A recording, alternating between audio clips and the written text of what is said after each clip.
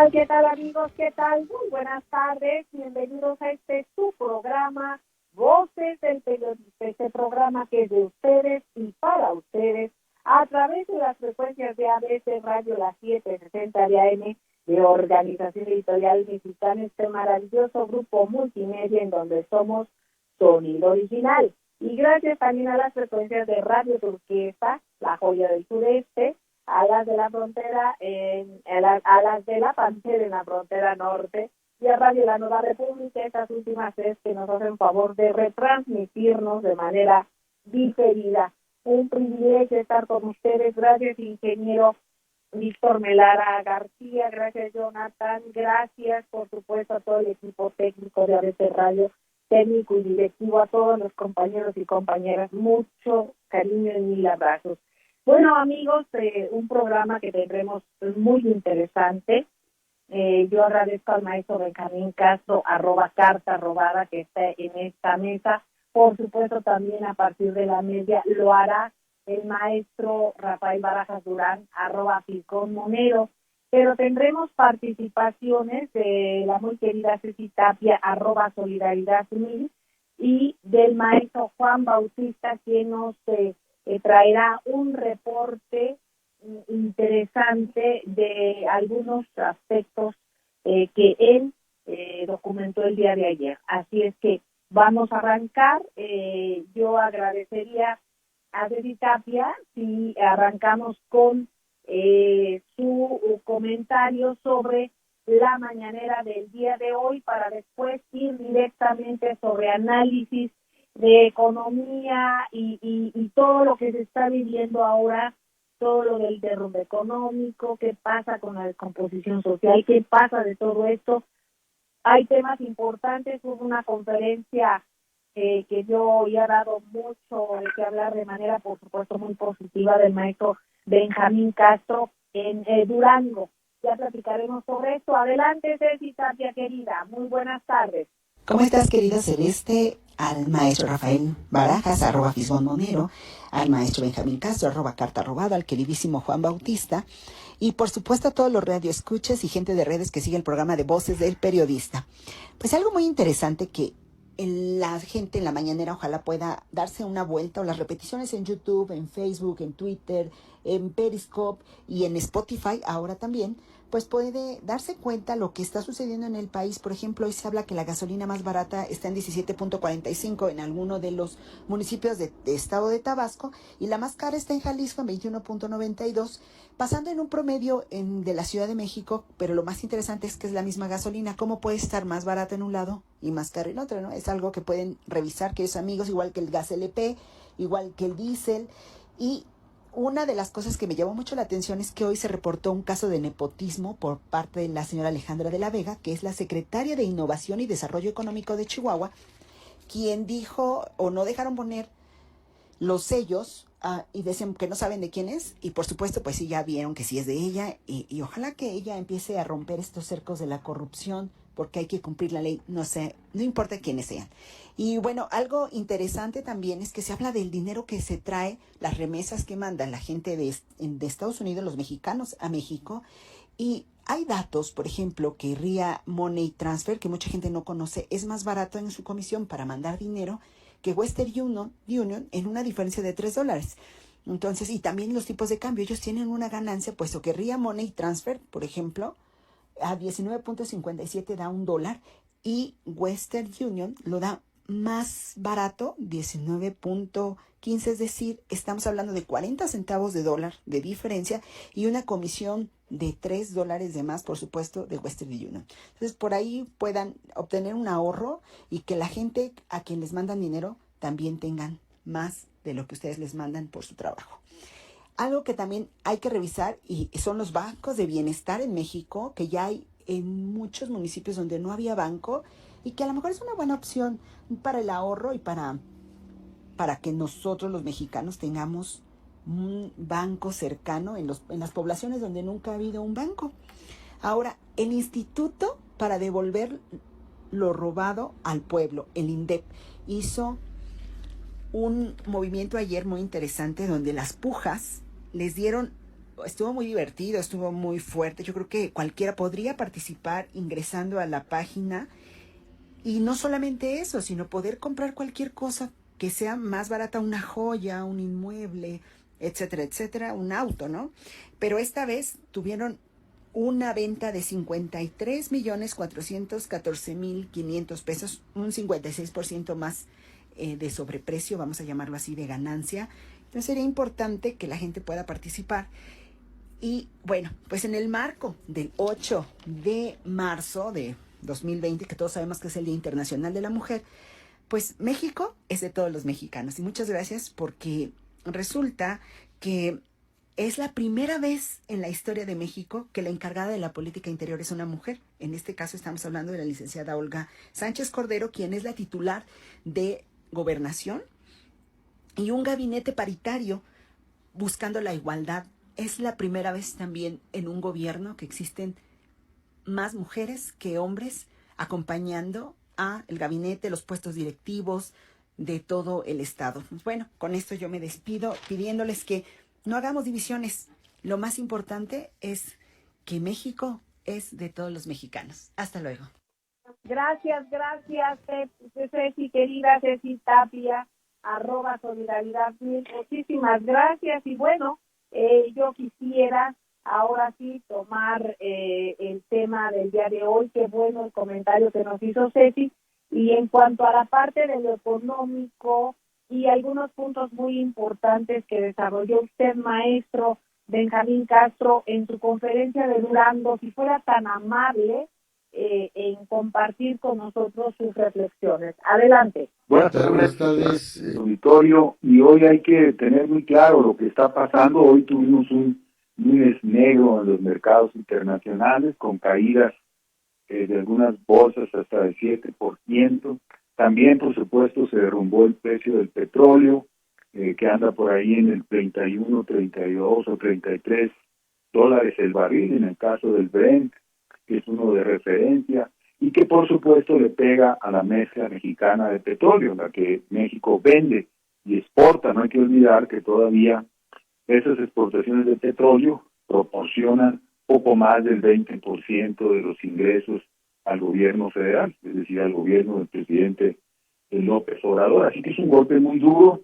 El presidente lo reconoció hoy por la mañana, dijo que en efecto esta caída del precio del petróleo había golpeado al peso, y ya sabemos pues que el peso en relación al dólar ya estaba a 21, un poquito más arriba de 21 pesos el dólar en este momento. El presidente dijo en la mañana que esperaba que todo se normalizara, que México tiene finanzas sanas, que puede hacerle frente a la emergencia, pero bueno, pues el panorama global que lo está atribuyendo al surgimiento del coronavirus, o más bien a la propagación del coronavirus por algunos países como Italia, por ejemplo, que en este momento, su gobierno ha decidido poner en cuarentena todo el país.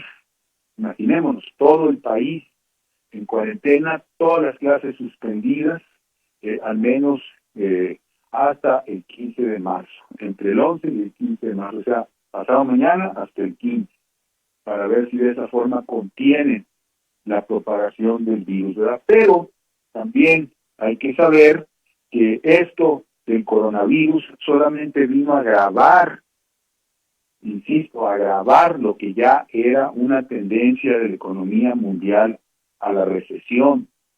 Acordémonos, hace unas 3 semanas o más, Alemania reconoció oficialmente estar en recesión.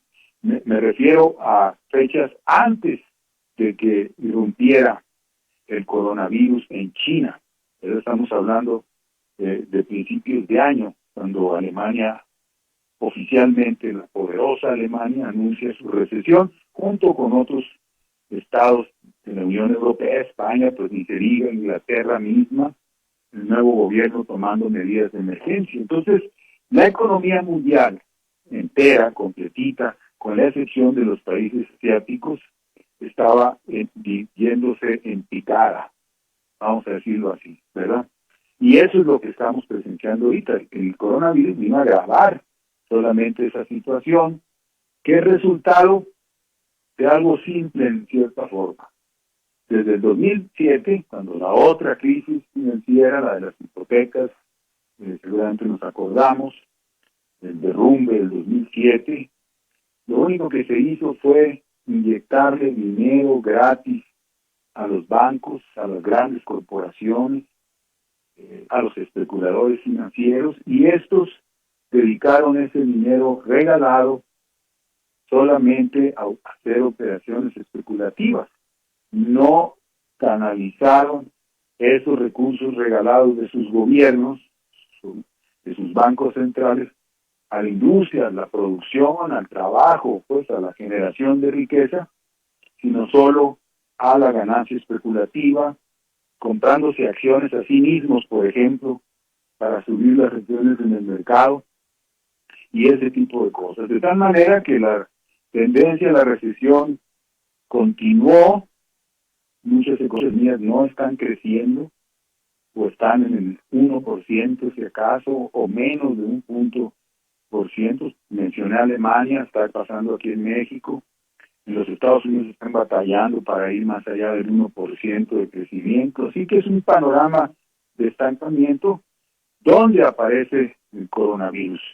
Deberíamos también poder atribuir el surgimiento de una epidemia precisamente a la debilidad de los pueblos, su nivel de vida, su empleo, sus salarios, ¿verdad?, que son bajos, que hay inestabilidad laboral, en fin, y propicia condiciones para que las epidemias avancen. Así que eso es lo que estamos presenciando, y ya pues la caída de los precios del petróleo, esta decisión de Arabia Saudita de decir o bajamos los precios del petróleo, o si no los bajo yo, ¿verdad?, y vamos a producir 10 millones o 12 millones de barriles diarios para forzar una baja, para mantener arriba el precio del petróleo si es necesario. Yo me meto, y si ustedes no le entran, yo le entro solo. Fue lo que hicieron ellos, ¿verdad? Pues, digo, no van a ganar nada, pero sí derrumbaron el precio del petróleo, y eso nos pega a nosotros muy directamente, sí nos amuela, ¿verdad?, como hoy lo reconoció el presidente. Así que bueno, pues se puede desencadenar, si las potencias no se reúnen, si no hay una reunión de Putin con Trump, con Xi Jinping y otros gobernantes, Boris Johnson en inglés, y buscan la manera de estimular la economía, de impedir el derrumbe, o crear un nuevo sistema financiero, porque esto pues ya es una especie de cáncer, ¿verdad? Si no se hace eso, las naciones, este es el otro problema, cómo nos agarra esta crisis a las naciones como México y otras, a los propios Estados Unidos, ¿verdad? ¿Cómo nos agarra? Pues muy mal, porque la globalización desmanteló nuestras economías, y ahora si queremos o necesitamos producir algo, pues no vamos a poder, tenemos que pedirlo al Medio Oriente o pedirlo. Un dato, los antibióticos que se consumen en los Estados Unidos se hacían en Saltillo, bueno, un químico, una parte, y ahora se fueron a la India. Esos mismos químicos con los que se hacían los antibióticos. Esa es la globalización. Las naciones no tienen sus recursos dentro de su territorio, y eso es un gran problema ahorita. Bueno, pues ¿qué le parece? Exactamente, sí, maestro querido. Vamos a un corte y regresamos con el análisis. No tardamos, gracias.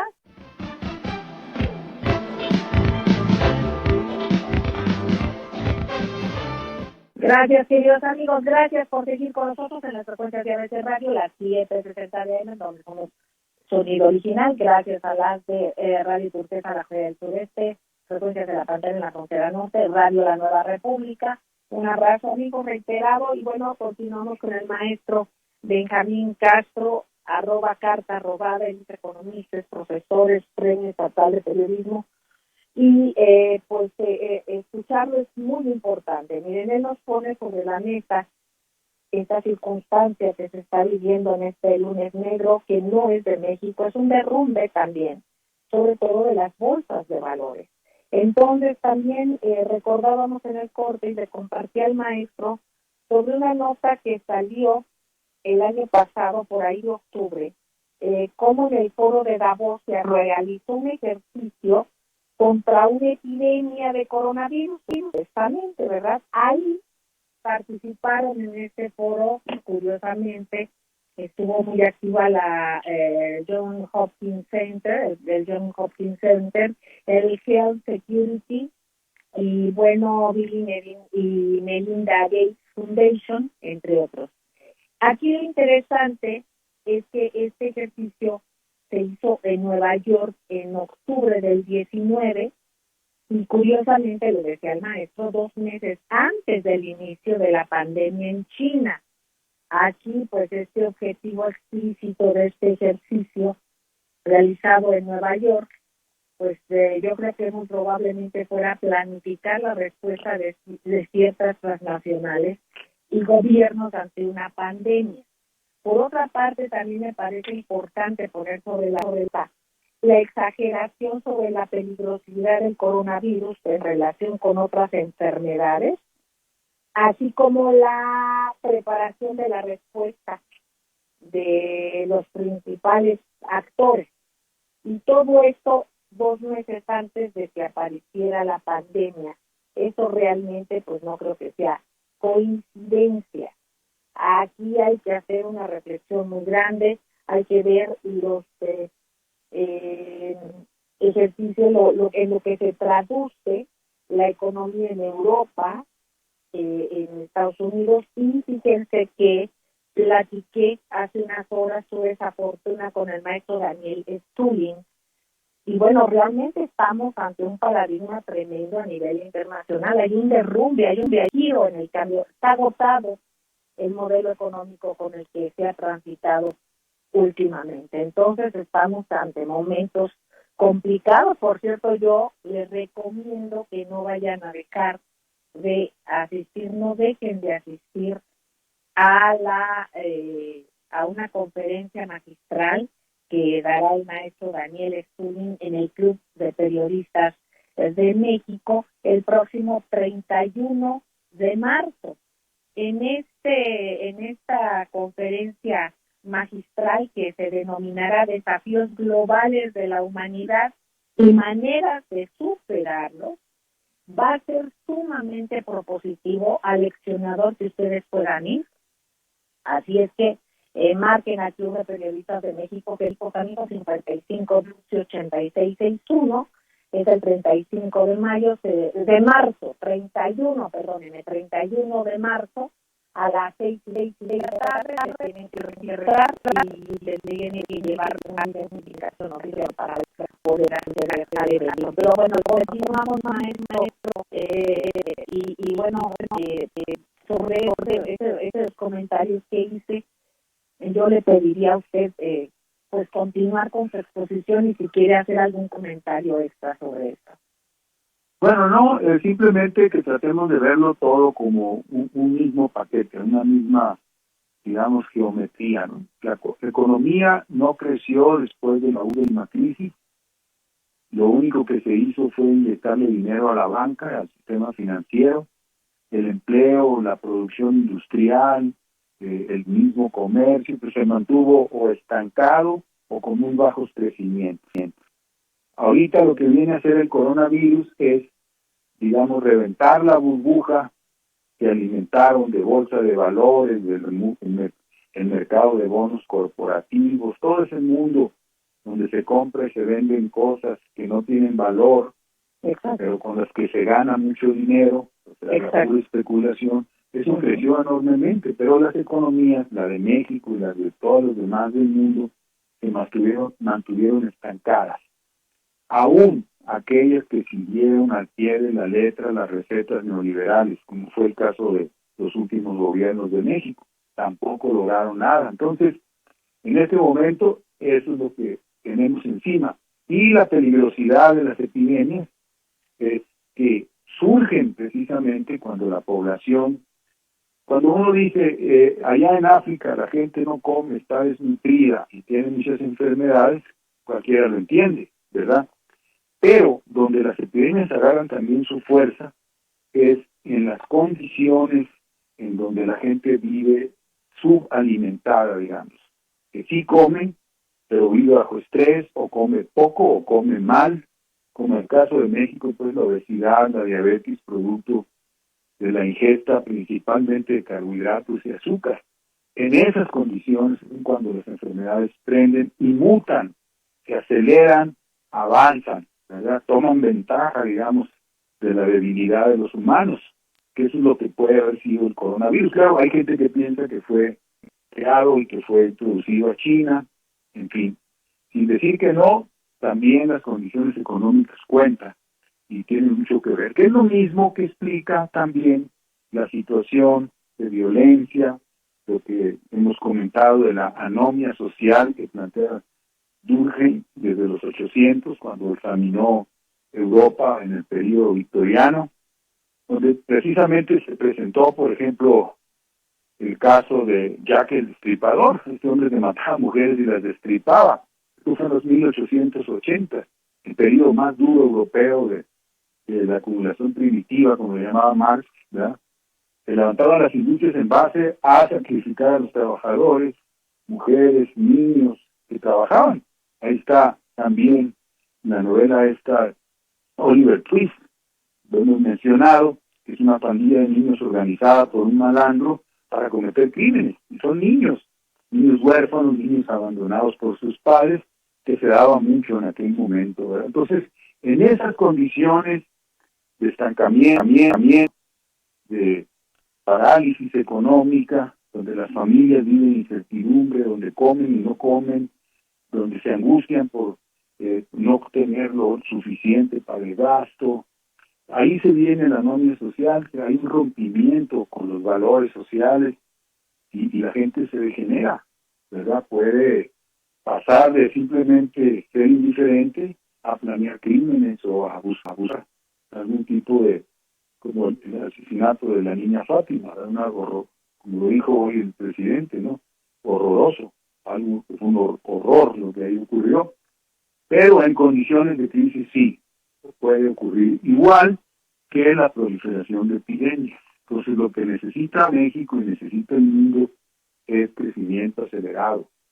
Ahorita la ventaja que tenemos es que este proceso del derrumbe financiero y en condiciones de estancamiento es peligroso, sí, muy peligroso, porque por ejemplo los Estados Unidos, que abandonaron su sistema de salud, no tienen suficientes camas para atender a la gente en el caso de que prolifere la epidemia ahí en Nueva York. Pensemos nada más en Nueva York, ¿verdad? No hay suficientes hospitales.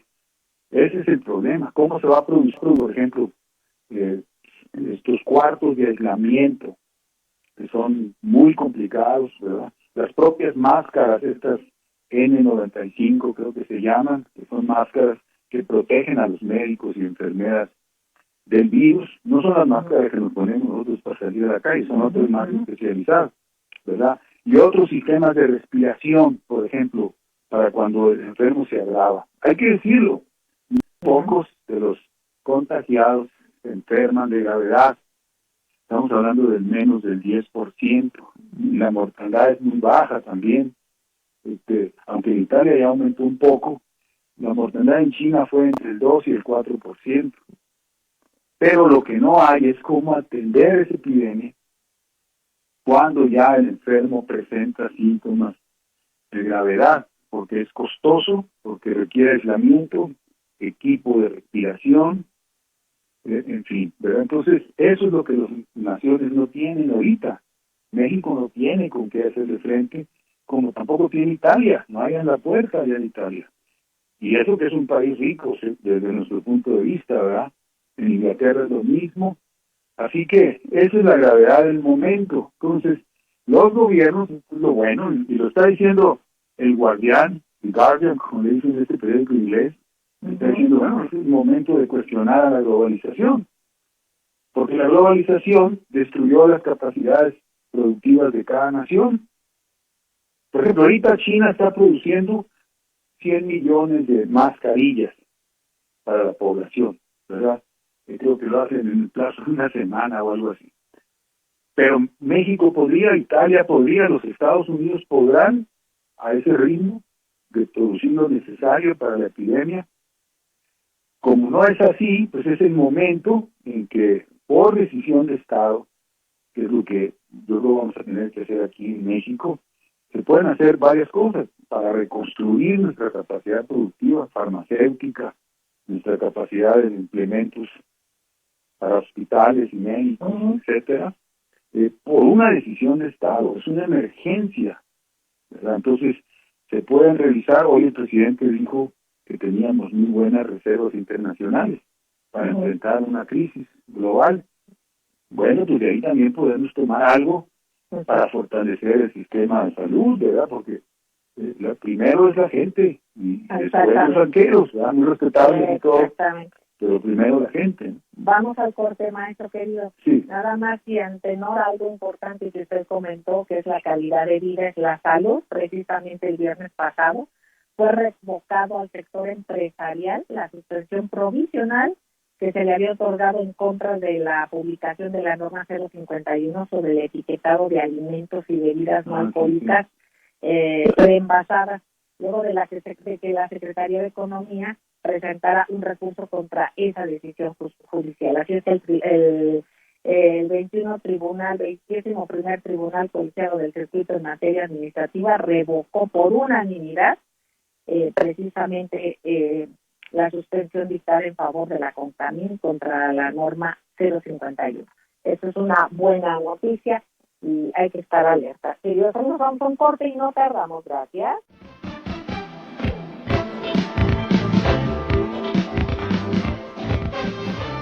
Gracias, queridos amigos, gracias por seguir con nosotros en las frecuencias de RC Radio, las 760 de AM, sonido original, Grupo Radio Turquesa, frecuencias de la Pantera, Radio La Nueva República. Nuestro hashtag es Voces del Periodista.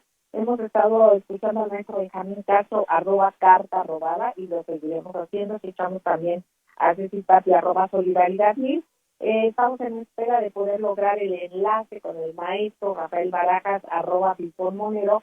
Y yo le pediría al maestro Juan Bautista nos haga favor de pasarnos su reporte. Él estuvo ayer precisamente por el Zócalo capitalino y detectó algunas cuestiones que me parece importante que nos comparta. Gracias, maestro Juan Bautista. Adelante, por favor. ¿Qué tal? Buenas tardes, Celeste, auditorio de Voces del Periodista. Solo para comentar que el día de ayer asistí a la marcha acompañando a mi compañera.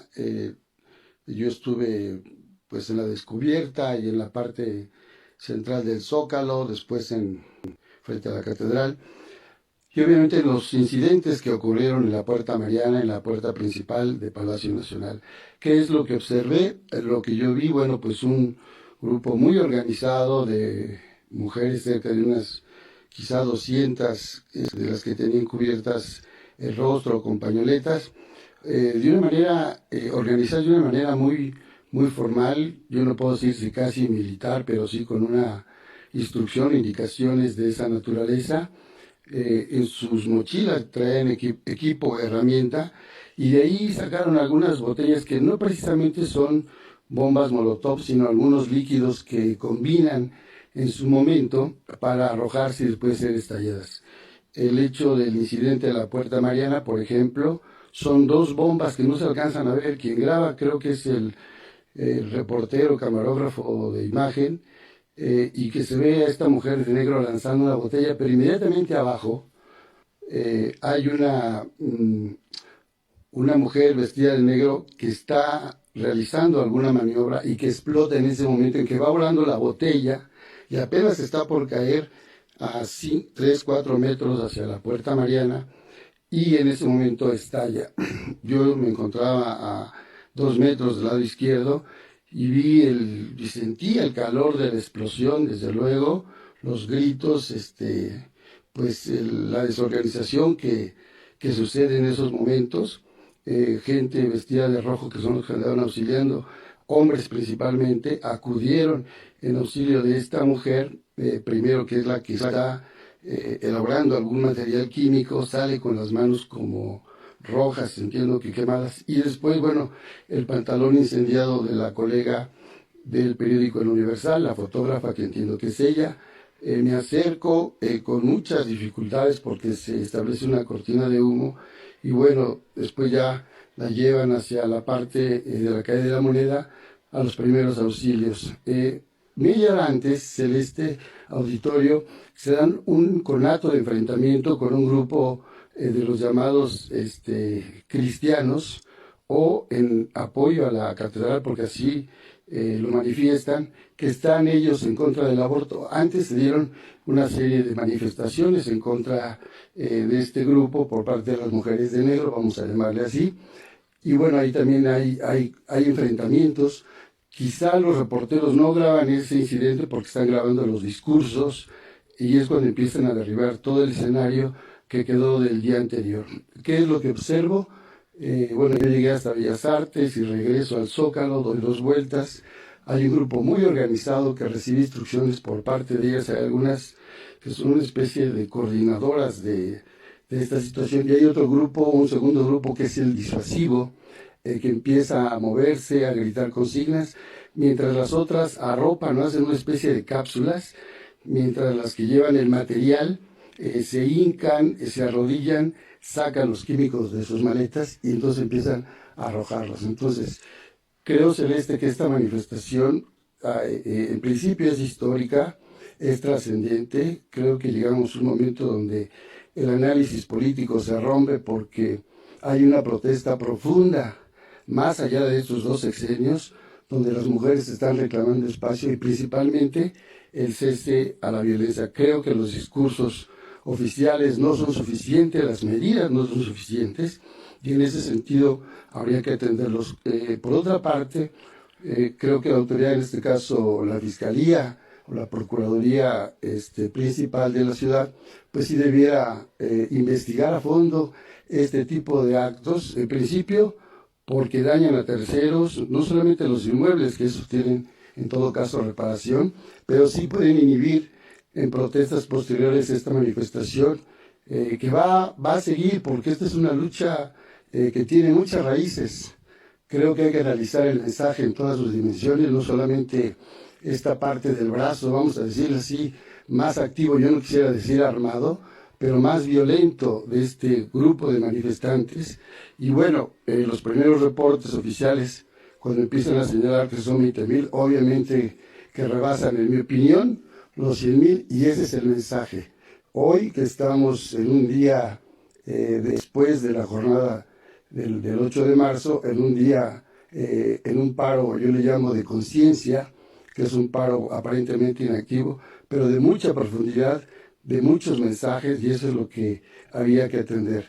Yo estuve ahí como reportero, tomando nota, viendo situaciones, incluso agresiones. Entiendo que resultaron 4 mujeres lesionadas porque pidieron que fueran principalmente las mujeres a reportar estos grupos colectivos, y por ahí me encontré a otros reporteros, fotógrafos, que fueron dañados. El caso, por ejemplo, de Víctor Ronquillo, que es un reportero de Canal 22, escritor, reportero de Radio Ibero, por ejemplo. Sí le arrojaron alguna especie de líquido en la cara y quedó algo dañado. Al final nos encontramos de la manifestación.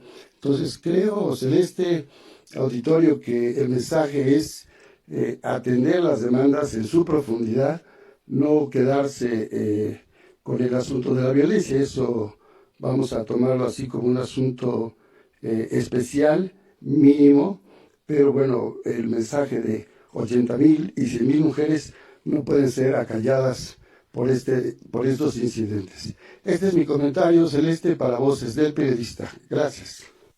Muchísimas gracias, maestro Juan Bautista.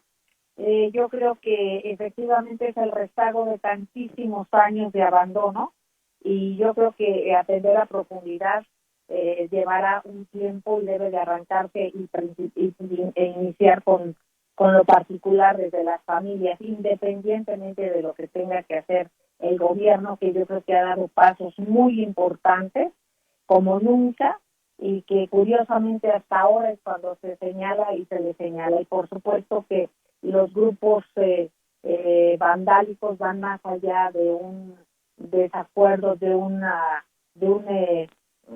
inconformidad muy entendible de la angustia de muchas mujeres, pero hay cuestiones detrás que independientemente de todo, por supuesto que tienen que investigarse, porque si no, pues ya lo agarran como hilito de media, ¿verdad?, para seguir con este tipo de asuntos. Yo quiero agradecer enormemente el que ya esté, además de que está el maestro don Benjamín Castro, bueno, ya tenemos la fortuna de tener en la mesa al maestro Rafael Barajas Turci, @Pipón Monero, enorme. Maestro queridísimo, muy buenas tardes. Pues muy buenas tardes, ahora sí me encantó el cierre de nuestro, del reportero que nos está haciendo la crónica, y estoy totalmente de acuerdo con él. Yo creo que lo primero que hay que señalar es que es un movimiento con mucha legitimidad, es un movimiento además muy importante, y es un movimiento además que bueno, las demandas son más que legítimas. Digo, imagínate, si todos queremos que nuestras hijas puedan pasearse con libertad en nuestro país, en nuestra ciudad, ¿no? Entonces, eso por supuesto yo no tengo la menor duda. Claro. Así es. Cosas que son obvias, sí. Claro, y hay que hacer, yo creo que hay que hacer un trabajo serio para identificar cómo está funcionando la sociedad en este caso. Yo lo que veo, tal vez me equivoco, ustedes me corregirán, me darán de coscorrones si me equivoco. Yo lo que veo es que se trata de un movimiento con profunda legitimidad, tiene legitimidad y vida propia, y es además un movimiento que viene claramente de una tradición de izquierda. Digo, si nosotros hacemos la historia en México y en el mundo de cómo han sido los movimientos feministas, vamos a ver que son claramente movimientos de la izquierda, ¿no? Ahora sí digan, no, es que hay machos de derecha, tienen toda la razón, eso así es. Sin lugar a dudas que el machismo permea en toda la sociedad, y sin lugar a dudas que esto, por supuesto que pese, y lo que está ocurriendo, y es muy interesante, es que se está construyendo un nuevo sentido común, se está construyendo una nueva referencia.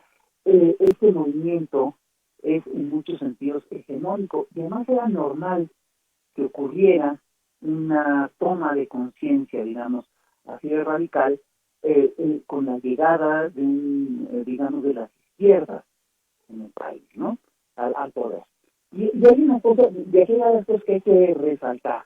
Primero, esos movimientos además pueden florecer, entre otras cosas, porque en este tiempo se les, digamos que tienen derecho de paso. Es decir, yo nada más quiero recordar que cuando la derecha ha gobernado, pues ha reprimido de manera sistemática. Y aquí, obviamente, una de las cosas que se buscó evitar a toda costa es caer en la provocación. Que además hubo voces que lo pedían, que lo exigían, etcétera, etcétera, etcétera. Y es un hecho que el gobierno de la Ciudad de México no cayó en estas lógicas, y eso es francamente muy plausible, muy aplaudible, ¿no? Entonces, esas son cosas que sí te establecen, o que sí nos permiten establecer, que estamos viviendo una nueva etapa de la época republicana aquí en nuestro país. Yo nada más te recuerdo que el día que Peña Nieto tomó el poder, hubo una represión bestial, y fíjate, yo no lo a mí me llama la atención, una represión encabezada, entre otras cosas, en aquel momento por el gobierno federal, por Miguel Ángel Mancera, ¿no? Maestro querido, ¿qué tal si con esto regresamos? Porque ya estamos en el minuto 45. Perdón. Con esta represión en este gobierno. No tardamos, amigos, gracias.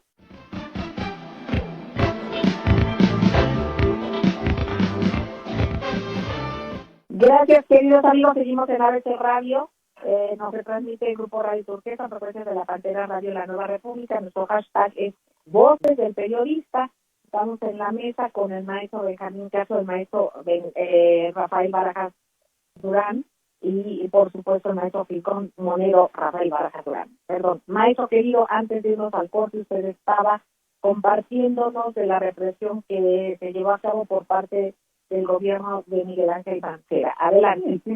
No podemos olvidar que en tiempos de Peña Nieto, uno de los primeros actos de gobierno fue una represión brutal en la cual un muchacho perdió el ojo, cosas muy fuertes, ¿no? Pues bueno, sí, esto sí creo yo que marca un cambio importante. Ahora, ¿ante qué estamos? Y por supuesto, yo creo que el golpe, lo que hemos manejado desde hace mucho tiempo, de que hay un golpe de Estado en un proceso, yo creo que eso es un hecho. El golpe está en proceso, y está en proceso además desde hace rato. Aquí lo que habría que distinguir con claridad es si un fenómeno como el de ayer puede formar parte de lo que es un golpe grande, o bien si eso es parte, digamos, de un proceso social, popular, que tiene cierta legitimidad, etcétera, etcétera, etcétera. Yo sí estoy de la impresión, es decir, yo sí creo que ese movimiento es un movimiento que tiene raíces profundas y que va a ser muy difícil que alguien lo pueda acaballar. Maestro Tanto de la querido, derecha como de la izquierda. maestro, Y también creo yo también que hay otra cosa que es importante, es decir, también hay que revisar las formas que tienen estos grupos de protestar. Por supuesto que habrá quien legítimamente crea que esto es una forma, que la violencia es una forma legítima de protestar, pero perdón, yo creo que eso le hace mucho más daño al movimiento que las protestas correctas, legítimas, Exacto. Ahora, una pregunta, maestro. ¿Hasta dónde empieza el derecho, se termina el derecho de unos y el de los demás? ¿A qué me refiero? A que vimos hechos francamente vandálicos, eso de ingresar a inmuebles, romper vidrios, quemar vehículos.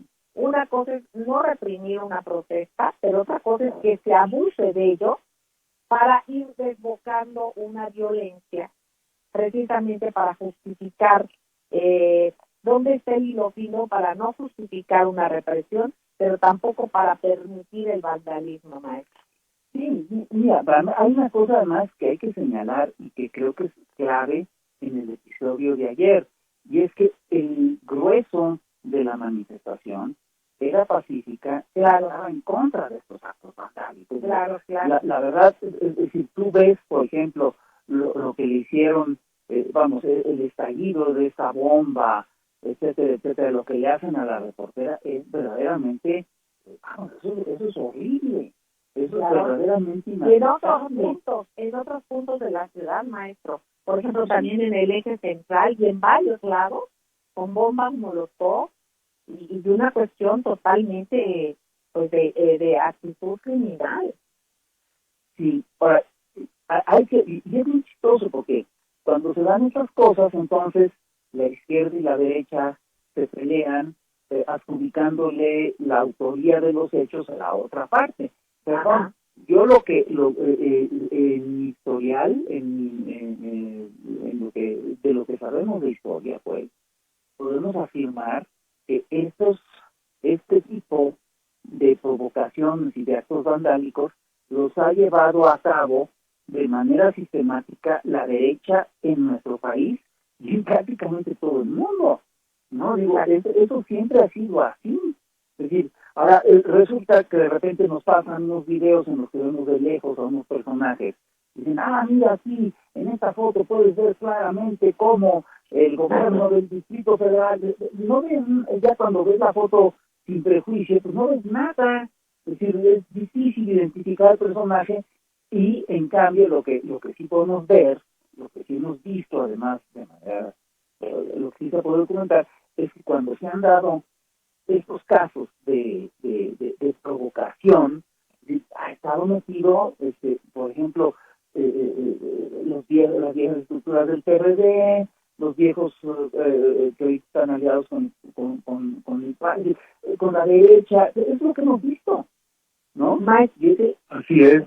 Quería yo agregar algo ahí a lo que dice Rafael, porque lo manejó el presidente hoy en la mañana. Dijo dos cosas. Dice, miren, nosotros hemos andado en marchas y hemos estado en el Zócalo unas 30 o 40 veces en los últimos años, y eran movilizaciones populares. Nunca nunca nos cubrieron los medios de comunicación. Y ahora, dijo el presidente, Televisa, Milenio, todo el tiempo en video, desde el principio hasta el final, ¿verdad? Y luego mencionó que Claudio X González, este empresario que acaba de decir que había que pegarle al gobierno para forzarlo a un viraje de 360 grados. Sí, porque regresaremos al mismo punto, maestro. Exacto. Bueno, algo así, no me acuerdo los grados, pero... Es que así lo dijo. Ah, ok. 360 grados, que era forzar al gobierno un viaje de 360 grados. Bueno, francamente es una machincueta. De entrada que promueven tanto la educación, pues deberían de saber que a lo mejor lo que quisieron decir son 180 grados, ¿no? Pero bueno, pero terminó siendo el presidente, y Claudio X González, su papá, que tiene un segundo apellido, no me acuerdo, fueron los que en el 2006 dijeron que si hubiese yo llegado a la presidencia, ellos hubieran tenido que hacer lo que hizo Pinochet en Chile. Dijo, entonces es un conservadurismo muy perverso, porque se volvieron feministas, ahora andan de feministas. Entonces, invitando pues que en efecto le dieron todo el apoyo a la marcha, que quisieron montar en ella, como parte de su presión al gobierno, ¿verdad? Entonces uno puede inferir que los provocadoras las quisieron, porque el presidente las mencionó, dijo que era un grupo muy minoritario, pero que no se le va a reprimir, no se le va a investigar, a pesar de lo que hicieron, porque sería darle el argumento a los conservadores para golpearnos, porque nos acusarían de represores, de violentos, en fin. Entonces, yo digo que lo dijo de la manera más abierta y más clara, ¿verdad? Dijo respetar la otra marcha, la que cumplió con su objetivo, ¿verdad? El recorrido que se plantearon, y lo planteó así, ¿no? De esa manera. También los conservadores montados en este movimiento. Exactamente, yo creo que es importante lo que decía el maestro Rafael Barajas sobre esto, queridos amigos. La mayoría, y también el maestro Benjamín Caso, la mayoría fue una marcha totalmente pacífica y con toda la legitimidad que le da la historia y que le da los hechos, ¿no? Una lucha por demás en la que hay que seguir, ¿no? Por justicia, pero obviamente cómo han tratado de montarse en ella. Perdona, eso lo interrumpí. No, tiene usted toda la razón. Además, yo sí creo que el movimiento tiene la suficiente fuerza y la suficiente legitimidad para que sea muy difícil que nadie, ni la izquierda, ni la derecha, ni el gobierno, se pueda montar en ella. Y eso, la verdad, sí establece, digamos, un tipo, una lógica muy distinta, ¿no? Entonces, yo sí creo que hay que, es un movimiento que yo creo que quedó, que llegó para quedarse, y que me parece bien, además, que lo haga, ¿no? Es decir, yo sí que, y lo que sí es que es un movimiento al que hay que todavía, que nos va a permitir avanzar a muchos niveles. Te voy a poner un ejemplo nada más, un tema nada más. Ahorita, la derecha se va a acabar moviendo la lengua, porque una de las cosas que está empujando ya este movimiento de manera clara es al tema de la despenalización del aborto, ¿no? Porque esa es una de las demandas históricas del movimiento feminista y es una demanda además muy sentida por un grupo muy importante de las mujeres. Y otra cosa que vamos a tener también que revisar en estos días a partir de estas historias es el tema de las mujeres que están presas por haber abortado, por haber tenido abortos espontáneos, por etcétera. Bueno, eso también, es decir, este movimiento, hay que aclararlo, lo pone en el centro del debate nacional. Y es lo que vamos a ver en los próximos meses. Pues ya se nos fue el tiempo, les agradezco enormemente todos, les agradecemos, maestros queridos, maestro Rafael Barajas, Durán, @Fisgón Monero, maestro Benjamín Castro, @Carta Robada, gracias Tapia, @Solidaridad Mil, al maestro Juan Bautista, por todo su apoyo, su aporte importante. Y bueno, pues queridos amigos, siga en estas frecuencias porque aquí se escucha plural, aquí se escucha diverso y de eso, precisamente de eso es de lo que se trata. Les queremos mucho, un beso tronadísimo, hasta mañana, gracias.